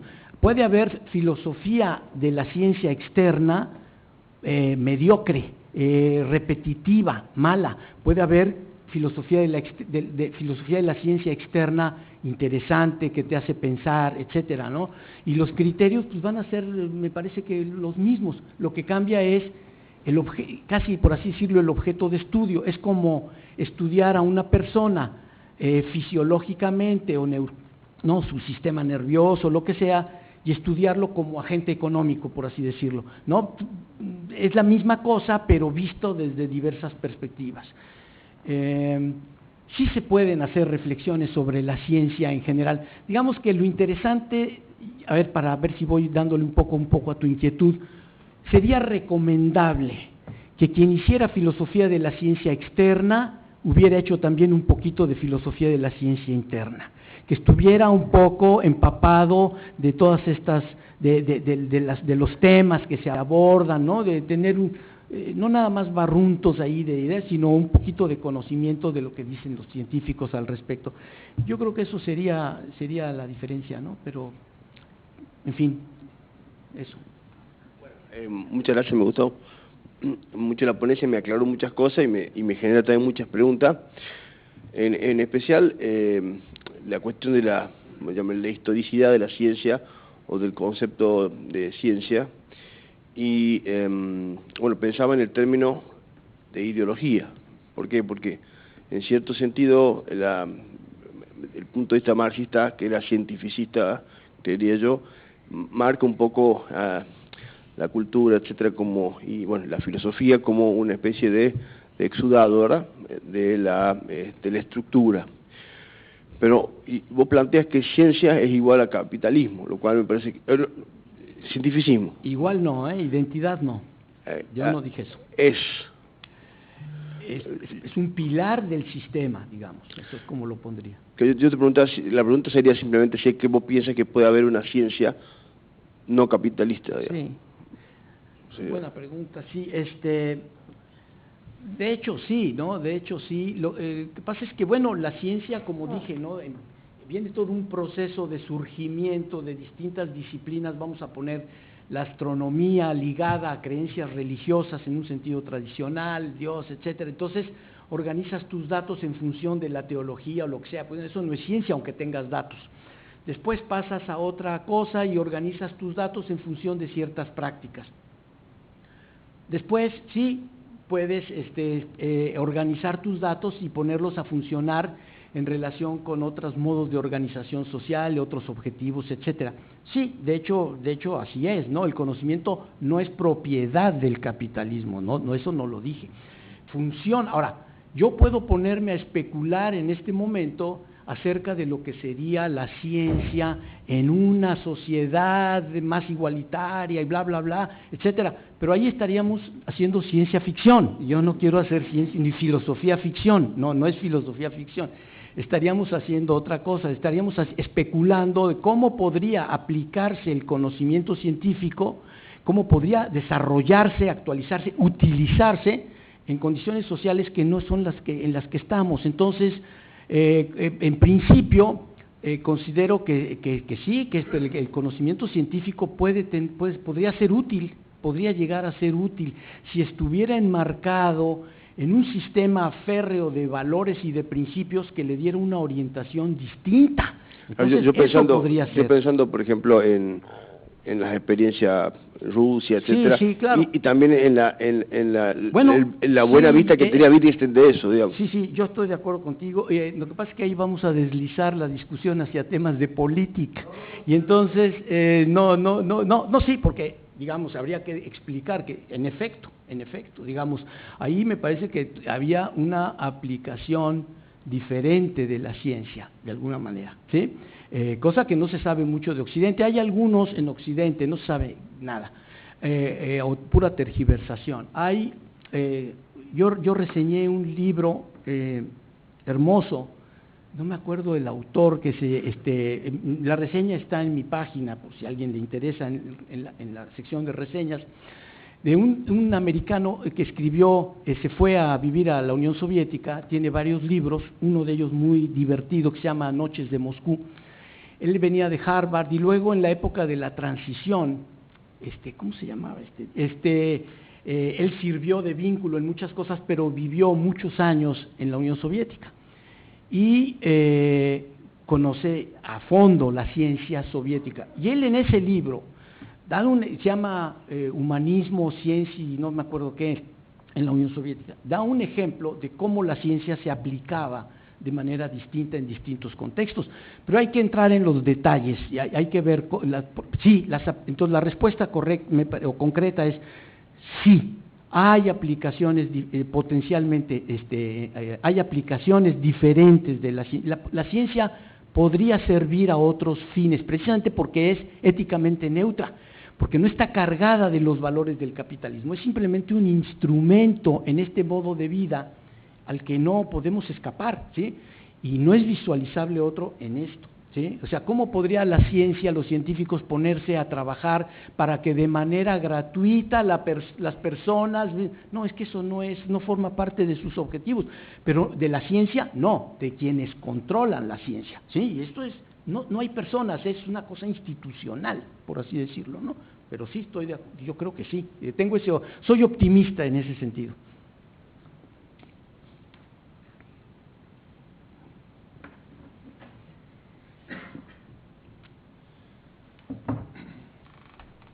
Alejandro, empezaste la ponencia haciendo esta distinción entre reflexiones internas y externas de la ciencia. Ahora, dijiste en esa exposición, las presentaste estas dos visiones como complementarias. Y eso me sonó extraño en algún punto, porque en general quienes defienden la posición interna suelen decir que es suficiente para explicar la actividad científica, y quienes defienden la posición externa suelen decir que la posición interna no es suficiente y que la ciencia no llega a entenderse sin incorporar este factor externo. Entonces te quería preguntar en principio, ¿por qué las describiste como complementarias en principio? Y en segundo lugar, si no crees que esta visión interna, acompañada de la idea de que la ciencia puede describirse solo apelando a esta visión interna, no es la el origen de ese cientificismo que cuestionaste en la segunda parte. No, sí, a ver, ¿por qué son complementarios? Porque encaran un mismo tema pues desde perspectivas diferentes y teniendo en mente objetivos distintos. Como dije, ¿no? Alguien puede hacer filosofía de la ciencia interna y nunca ocuparse de reflexiones globales, sociales, históricas de la ciencia, pues simplemente trabaja estudiando las teorías de la luz, ¿no? ¿Por qué hay dos teorías y qué significan afirmaciones acá, si son traducibles en el otro acá? Puede trabajar en eso. Sin embargo, las teorías estas pueden ser usadas en relación con rayos láser y construir armas especiales. El tipo no se ocupa de eso, simplemente se ocupa de afirmaciones hechas aquí, examina su lógica. Entonces, obviamente, él hace un trabajo que es en sí mismo completo, pero hay otro tipo de reflexiones relacionadas con los temas de su trabajo que está dejando fuera. Y yo creo que esos ejemplos se podrían multiplicar. Entonces, en la medida en que no se invalide la filosofía de la ciencia externa, porque si tú vienes y tú dices, no, es que no hay tal distinción, perdóname, filosofía de la ciencia es filosofía de la ciencia interna, y filosofía de la ciencia externa es discusión ideológica. Si tú demuestras eso, bueno, ya borraste la distinción. Pero me parecería injustificado, me parecería, digamos, un poco arbitrario y creo que habría contraejemplos grandes. Bueno, Wittgenstein mismo, para empezar. Russell, por ejemplo, es alguien que hace filosofía de la ciencia interna de primera y no hace filosofía de la ciencia externa para nada realmente, salvo ahí o casi algunos comentarios y punto, anecdóticos, ¿sí? Entonces, sí se puede hacer, sí se puede distinguir. Conceptualmente son dos áreas distintas, pero temáticamente pues están vinculadas. Entonces, yo pienso que un buen tratado de filosofía de la ciencia que no tenemos, pienso yo, no sé, a lo mejor existe, pero no lo conozco, un gran tratado de filosofía de la ciencia sería un libro en el que se contemplaran, digamos, se nos diera un panorama de lo que hacen las ramas de la ciencia en sus fases más avanzadas, en astrofísica, inteligencia artificial, bla, bla, discutir algunos problemas y luego completar eso con la reflexión. Me parece que eso es perfectamente legítimo y sería útil, y no hay forma de descalificarla, porque de hecho la ciencia presenta esos problemas, ¿no? Digamos, el conflicto que ahora ya está superado, la religión quedó completamente noqueada, el conflicto religión-ciencia, ahí tienes un caso de reflexiones de filosofía de la ciencia que llamé externas, que me parece que son válidas esas discusiones, son interesantes y de hecho llevaron mucho tiempo, ¿no? Psicología y ciencia, cosas por el estilo. Entonces, psicoanálisis, ¿no? Entonces, me parece que la distinción se sostiene, y si se sostiene, entonces ya no hay forma de reducir toda la filosofía de la ciencia a la. No, yo coincido en que se sostiene la distinción. Sí. Lo que creo es que es una distinción a muerte, es una u otra.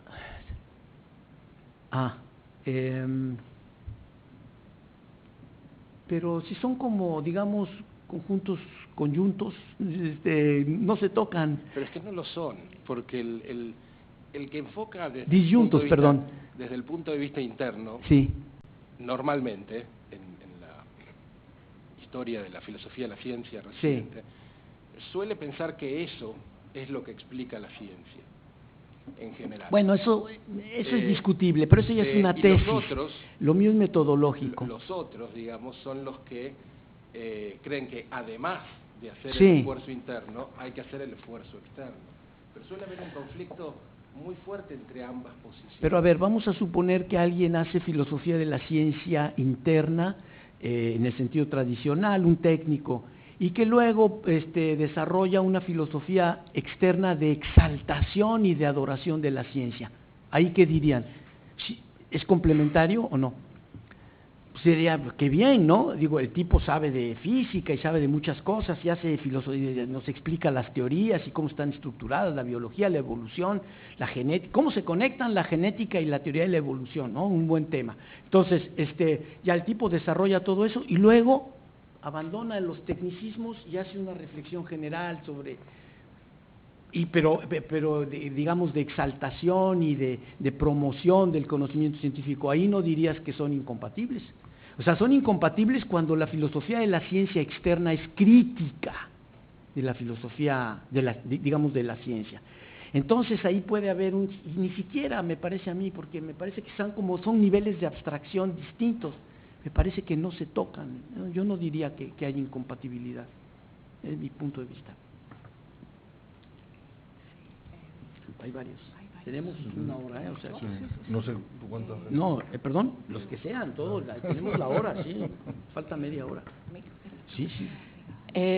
Yo quería volver un poco sobre la pregunta de Pablo y en parte de Guadalupe también, y algo que me parece que no terminaste de decir al comentario de cierto tufo kantiano, ¿no?, por parte de la exposición, y que solo basándonos en consideraciones internas, ¿no?, o por lo menos en principio solo basándonos en consideraciones internas, ¿cuál es tu opinión respecto de esta tendencia cada vez más exasperante de naturalización y de ver la continuidad entre ciencia y filosofía, y sobre todo, cuál sería, digamos, la lectura wittgensteiniana de eso? Bueno, yo creo que la respuesta es clara, nítida, sin dar lugar a ambigüedades, a ambajes de ninguna índole. Es evidente que para Wittgenstein la filosofía es algo radicalmente distinto de la ciencia, en métodos, objetivos, formas de trabajo, lenguaje, en fin, todo, ¿no?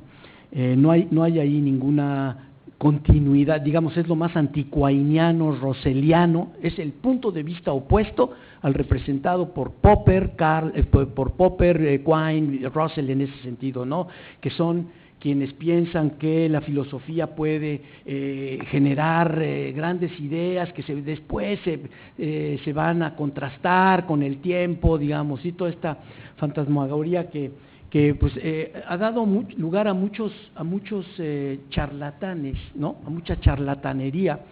Me voy a permitir adelantar algo, digamos, de gente como Chomsky, ¿no?, que prometen. Cada libro que yo leo de Chomsky, en todos me encuentro con las mismas afirmaciones.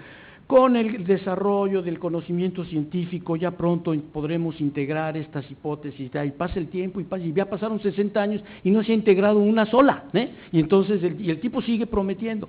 Entonces, no, tiene que haber algo de radicalmente distinto en la investigación, en la investigación filosófica, en la investigación. La filosofía tiene que ver con comprensión, con aclaración, con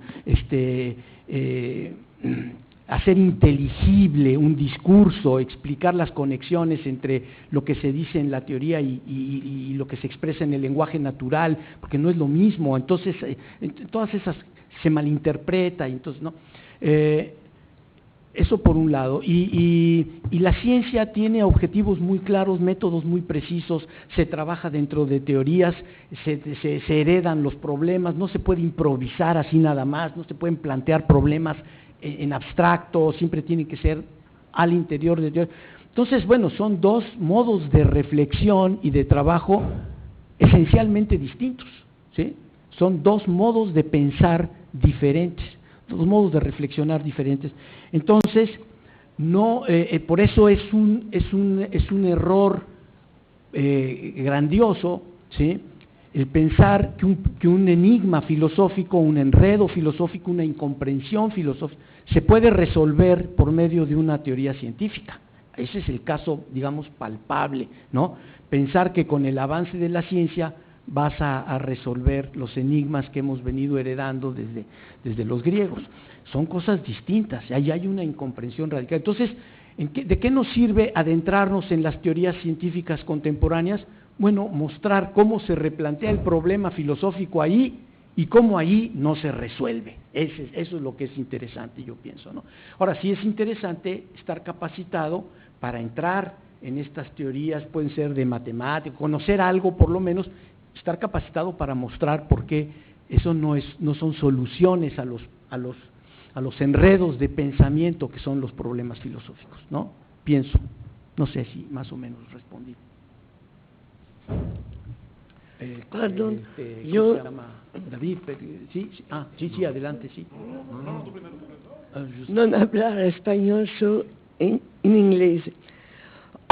Do you think that the latter Wittgenstein, and insist on latter, analyze the difference between physics and psychology only in terms of family resemblance, or maybe I wonder if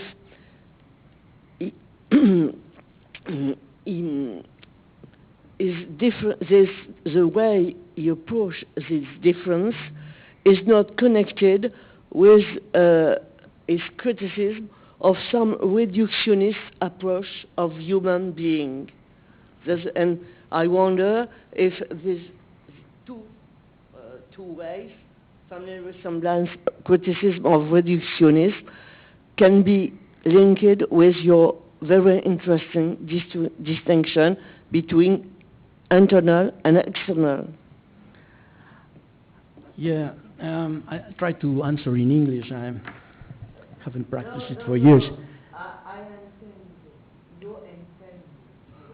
Ella comprende el sí, español. Comprende. Bueno, ok. Right. Bueno,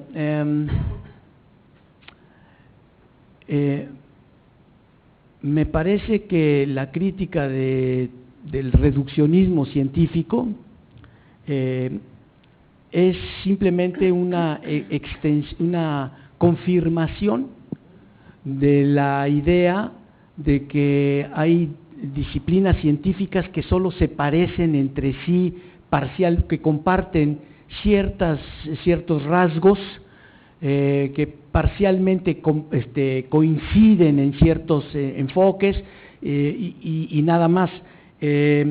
Por ejemplo, psicología y física, realmente es difícil ver qué tienen en común la física de las partículas con el complejo de Edipo, por decir algo, cosas por el estilo. No hay mucho en común, pero hay métodos empíricos de verificación de teorías, ¿no? Ahora, por ejemplo, vamos a tomar el caso del psicoanálisis y el de la física. Verificación, en ambos casos se verifican teorías, pero se verifican de manera completamente diferente. En física se verifican mediante procesos que son, digamos, vamos a llamarle inductivos o explicaciones causales muy precisas, etcétera, apelando a las matemáticas. En psicoanálisis algo se puede confirmar mediante un sueño, una asociación que uno estableció, ¿sí? O sea, sí hablamos de verificación, pero hablamos de verificación en cosas de manera totalmente distinta. Entonces, decir que porque se confirman o se refutan las teorías, ya eso es ciencia, pues no basta. Habría que decir no, porque mira, hay esta etiqueta general de confirmación, de refutación, pero tiene aplicaciones distintas. Lo que nos importan son las aplicaciones. Entonces, yo creo que al probar que estamos hablando de verificación en sentido distinto, ya la idea de reducción de una teoría a otra, pues automáticamente queda excluida, ya no se puede, ¿sí? Ya no se puede. De hecho, son lenguajes distintos, entonces no hay posibilidad de transitar. Eso es como un ideal, digamos, no sé cómo llamarlo, opiáceo, de los antiguos filósofos de la ciencia, de pensar que todo se puede escribir en fórmulas de física. Eso es absurdo realmente, ¿no? Entonces, sí, yo pienso que que mostrar que ciertas teorías son irreducibles a otras es una forma de mostrar que hay disciplinas que son autónomas, y eso inclusive quizá en el seno de una misma disciplina científica, porque habría ramas de la física, ¿no?, la dinámica y de otras, que simplemente termodinámica, que no son interconectables, ¿no? Son diferentes, hasta en ese caso son irreducibles. Entonces, cuanti más con otras disciplinas científicas. Entonces, yo pienso que están conectadas estas dos nociones y que se refuerzan mutuamente, ¿sí? Mostrar que el término ciencia es un término de semejanzas de familia, que hablamos de conocimiento en antropología de un modo que es distinto del conocimiento de la química, pero que es tan legítimo un conocimiento con otro, solo que es distinto, ¿sí? Eso es lo que es difícil de entender, porque la palabra conocimiento vuelve a unificar algo que nosotros después queremos deslindar, ¿sí? Entonces, la irreducibilidad de ciertas teorías a otras, o más que eso, la inconmensurabilidad, me parece a mí, es una manera de reforzar esta idea de que hay toda una variedad de disciplinas científicas y no hay algo que se llame la ciencia. Debería estar prohibido ya hablar de la ciencia. Digo, las matemáticas no son ciencia en ese sentido, eso es claro. Entonces, pues pienso que van juntos, son como aliados en este caso, ¿no?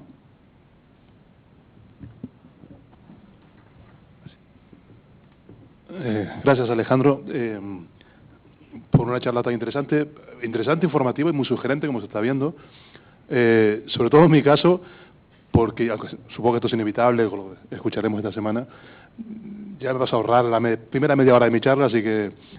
¿Cómo? Que me vas a ahorrar la primera media hora de mi charla, así que el viernes me escucharéis, me pondréis de espaldas a recitar poesía también, como Wittgenstein. No, realmente tengo un par de comentarios nada más, porque estoy muy de acuerdo en prácticamente el 100% de lo que has dicho, y sobre todo tu diagnóstico final, porque creo que además apunta a una dirección en la que los que nos dedicamos profesionalmente a la filosofía tenemos una responsabilidad muy seria con lo que está pasando hoy en día, y creo que ahí apuntas a una dirección muy sensible y muy interesante, que además, por ahí va a ir mi comentario ahora, pero primero un comentario sobre los comentarios que se han dicho ahora sobre este trasvase de conocimientos entre ciencia y filosofía. Fíjate que no creo que ese sea el problema, porque realmente creo que eso más o menos está superado, me explico. En disciplinas como filosofía de la mente o lenguaje, si uno no está atento a lo que se está haciendo en alguna ciencia particular, como la filología o... Lingüística. Sí, lingüística, además. Sí, lingüística, quería decir, no solo estaríamos haciendo mala filosofía, sino que seríamos muy responsables.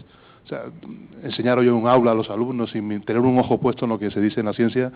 Yo creo que más bien el problema del cientificismo es otro. Yo creo que von Hayek también lo dejó dicho, creo que fue el primero que usó el término cientificismo, y él, como buen economista, lo empleaba para denunciar la invasión metodológica de los métodos de las ciencias naturales en las ciencias sociales. Ese era el problema, ¿no? El usar o el imponer la metodología de las ciencias naturales, no tanto los conocimientos, que yo creo que, como repito, que eso no creo que nadie no se discuta, ¿no? Si uno es responsable.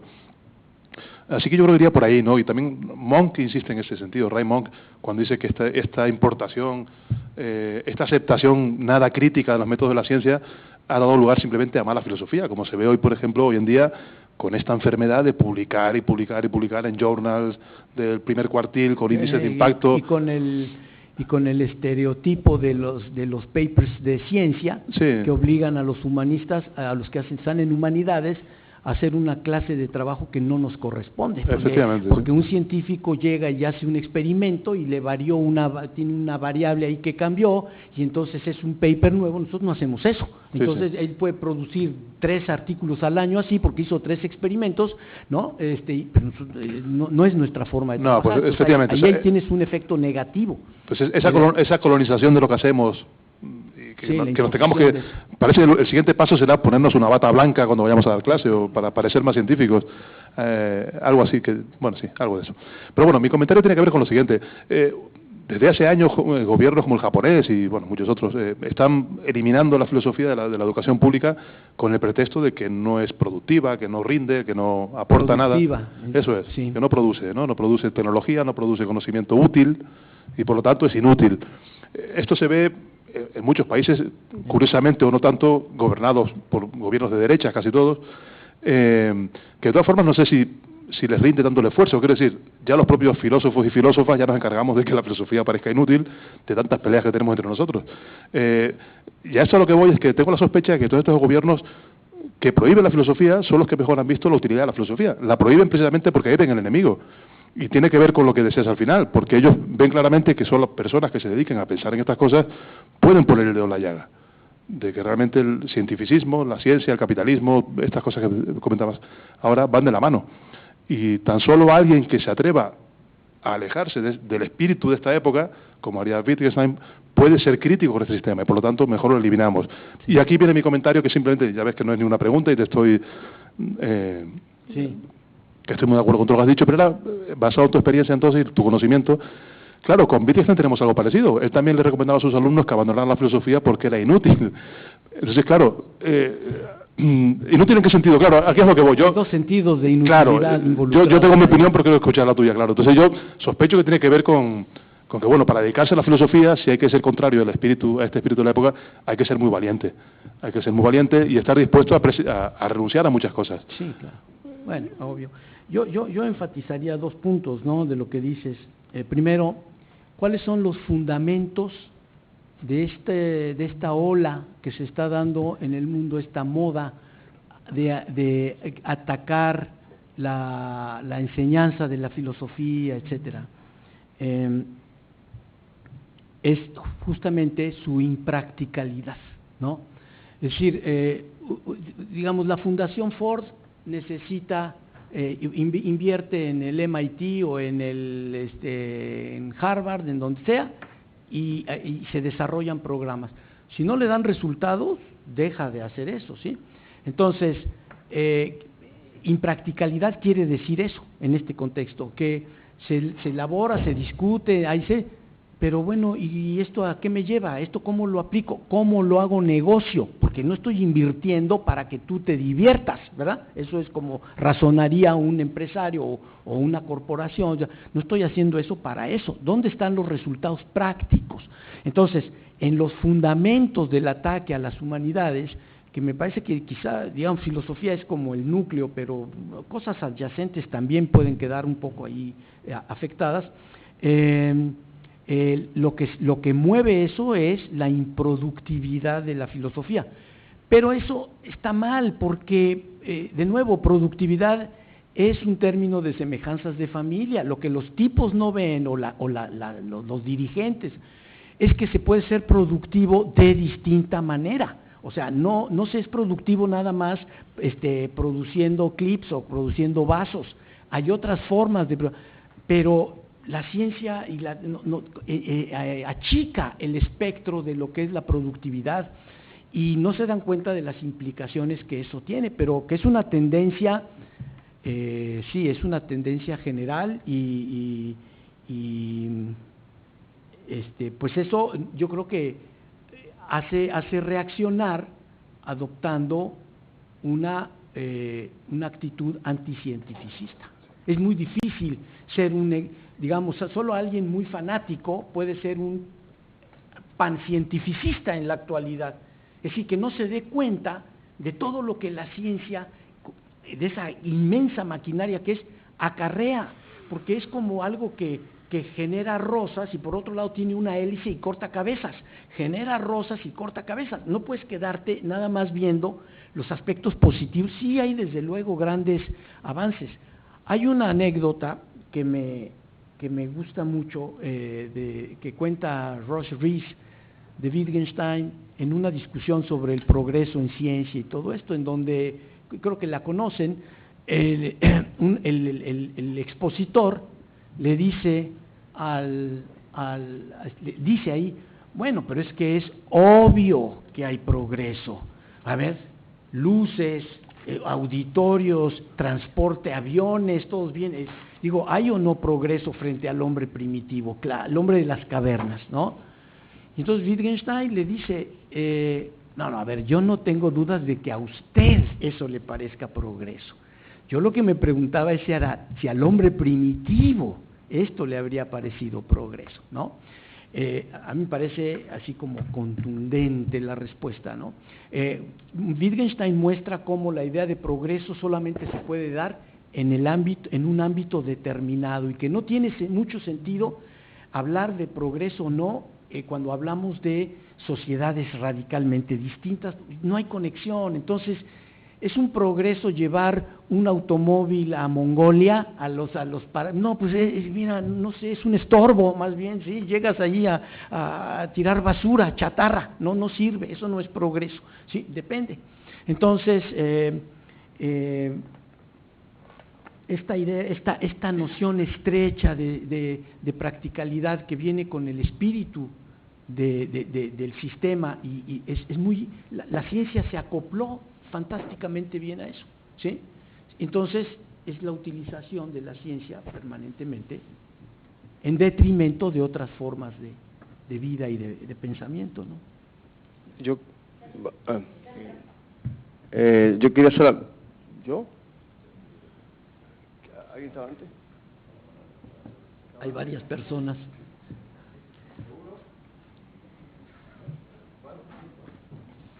Gracias. En su reflexión entiendo una referencia permanente y estructurada respecto del mundo occidental. Sí. Es la fuente griega la que crea y después todas las concepciones. Y cuando usted mencionó que había fuentes de generar conocimiento que podrían no ser ciencia, se me ocurrió pensar si es posible entender como un ejemplo de eso la creación de conocimiento en mundos no occidentales, especialmente en el caso nuestro, donde incluso tenemos el agravante de que tanto los que sabían como los documentos donde estaba escrito lo que habían sabido fueron destruidos por los invasores. Eso quisiera también adicionarle a una reflexión de lo que habla el énfasis de lo productivo, como casi podríamos decir un anatema sobre la ciencia, que busca lo productivo. Y si esto no sería, esta suma de ese conocimiento adicional, no sería una forma de ir más allá de los dilemas de los medios de producción en búsqueda de nuevos dilemas de los medios de creación.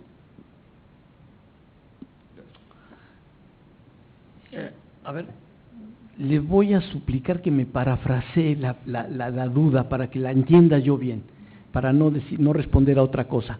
Si las cuestiones del conocimiento, como ejemplo no científico, dentro de la definición que hizo, el conocimiento que no es, digamos, occidental, no occidental, sí, generado no occidentalmente por miles sí de años, y que lamentablemente pues muchos de sus sí creadores y mucho de la documentación pues ha sido destruida por los invasores, y si esto no podría ser útil, ese reconocimiento de fuente de conocimiento, para la perspectiva de ir más allá de los medios de producción, para abandonar el anatema productivo, rumbo hacia una creación de dilemas de medios de creación. Sí, sí. Bueno, a ver, sí, desde luego que sí. Yo creo que el estudio de sociedades del pasado, Egipto, las sociedades de América Latina, las Perú, México, otros lugares, Grecia, digamos, inclusive, muestran que hay formas de desarrollar el conocimiento y de darle una derivación distinta, digamos, desligada de esta ansia de consumo, producción, ¿no? Que se puede hacer todo eso, y son en ese sentido inspiradoras. Pero a mí me parece que lo realmente interesante es el futuro. Si existe la posibilidad de superar esto y de crear algo. Y ahí yo diría, no podemos decir gran cosa porque todo sería especulación. Ahí estaríamos realmente fantaseando un poco. Pero podemos tomar sociedades como, si se les conoce a fondo, porque si no, entonces es fácil de rechazar los ejemplos, pero digamos Irán, China, que son países en donde hay conocimientos, por ejemplo, todo lo que es computación, bueno, Irán es una fuerza de primer nivel, y no son capitalistas, tienen otro sistema, tienen un sistema teocrático, tienen otras cosas. No voy aquí ni a alabar ni a criticar, pero simplemente a defender la idea, a señalar que sí es posible poner al servicio de la sociedad el conocimiento sin necesariamente someter al conocimiento al juego del dinero y de todo eso. Sí es factible, sí es factible. No, yo no estaría muy de acuerdo en la idea de, digamos, de retomar los conocimientos del pasado, porque en esa competencia de conocimientos vamos a perder. Pero sí son inspiradores. Los aztecas, los quechuas, tenían formas de conocimiento y estaban en una, por así decirlo, dinámica social y política distinta, y usaban eso, y generaban comida, generaban civilización, generaban muchas cosas, y no eran capitalistas. O sea, sí se puede dar el conocimiento sin el mercado, ese es el punto, o a menos de que alguien venga con la tesis fuerte de que si no hay mercado, entonces no hay ciencia, porque más de uno querrá defender eso, ¿no? Supongo. Entonces, no, yo creo que sí, yo creo que hay otras, desde luego inspiradores, eso sí, ahí tenemos modelos muy claros. Y luego, pues, podríamos rastrear en la actualidad ejemplos de esto que en donde no están, digamos, por ejemplo, Perú creo que es el caso, Ecuador, donde hay mineras. La minería es una gran industria importante a nivel mundial, pero vienen y te destruyen toda la selva alrededor, y destruyen toda la fauna y la flora, ¿sí? O sea, se puede, no es inmoral, esto sí es inmoral y es terrible, pero económicamente es funcional, genera sueldos, genera actividad económica, genera bienes que después se intercambian, se invierten. O sea, desde ese punto de vista no hay nada que decir. Pero podemos imaginar una minería en donde se imponen restricciones a la inversión, al capital, en donde el conocimiento ya está al servicio de las comunidades que están ahí, etc. Eso es visualizar. Que no se haga, eso es otra cosa, porque se impone, pero a mí me parece que es perfecta, o sea, es una aberración pensar que la ciencia necesariamente es capitalista. Ese es el punto. Es una aberración pensar eso. Hay otras formas de utilizar el conocimiento humano para beneficio, pues no de las corporaciones, porque ahorita es como está, sino de las personas, ¿no? Entonces, bueno, yo coincidiría en la idea de que hay otras formas de crear y otras formas de ejercer, digamos, el conocimiento. Bueno, por cuestiones de tiempo, en la última pregunta, con esto cerramos.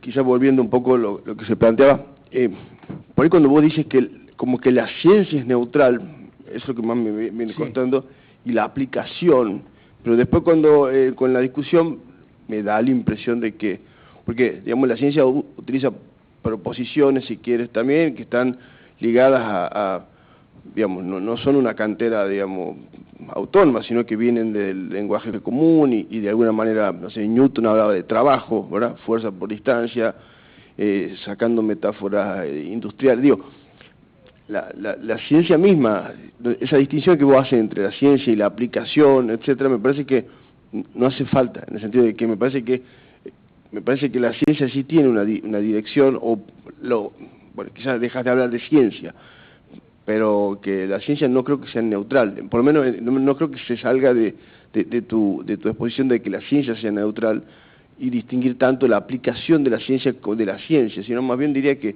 la dirección de la ciencia tiene ese espíritu mercantil y esa lógica de construcción. Me cuesta trabajo creer eso, digamos, si tomas teorías científicas de genética, de astrofísica, de química, pues yo no le vería ahí ninguna orientación especial ni nada, son Es un resultado técnico que brota de ciertos experimentos que se hicieron, ciertas prácticas, ¿no?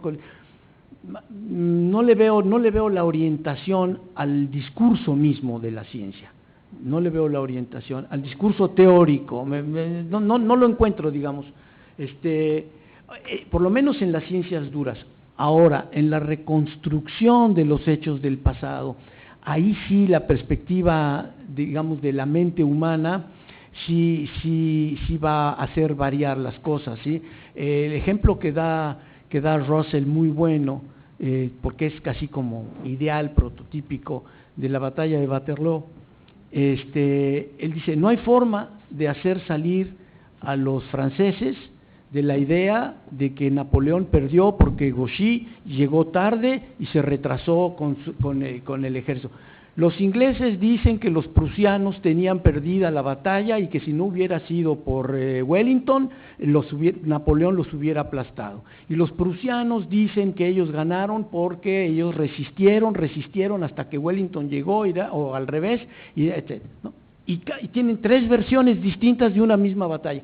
Ahí sí podría decirse, mira, hay ciertos fenómenos que no van a escapar nunca a la perspectiva personal, social, de clase, de etnia, de eso, en las ciencias sociales. Por eso hay esta distinción tan radical, pero que esa misma actitud, y bueno, habría que saber mucho de física, digamos, o mucho de química, o mucho de esto. El ejemplo que voy a dar, que no lo voy a desarrollar ni nada, ni puedo, pero lo leí en este libro que mencioné de la ciencia y humanismo en la Unión Soviética. El tipo hacía unas afirmaciones que me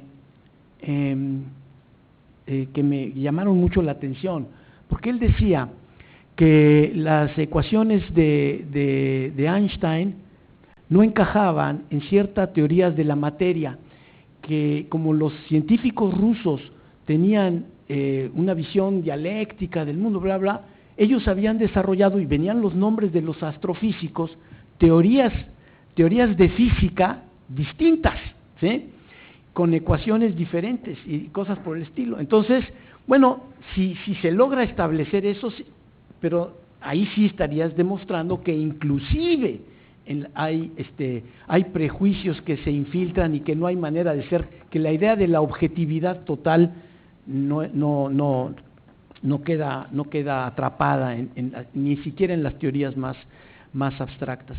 Entonces, pero eso sí sería un asunto de debate ya muy puntual, ¿no?, que sería interesante desarrollar. Bueno, continuamos. Les pido por favor un aplauso para el doctor Tomasini.